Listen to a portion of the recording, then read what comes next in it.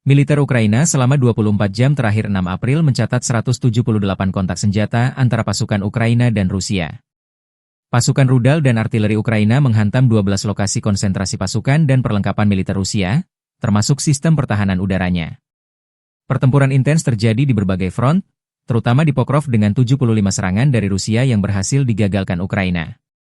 Di Liman, terjadi 26 serangan, sementara arah Kupiansk mengalami 6 serangan.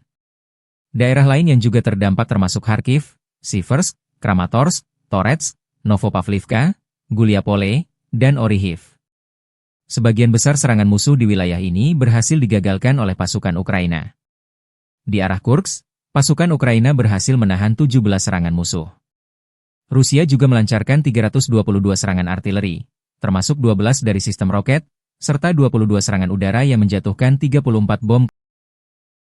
Demikian dilaporkan Staf Umum Angkatan Bersenjata Ukraina dikutip Tribun Timur.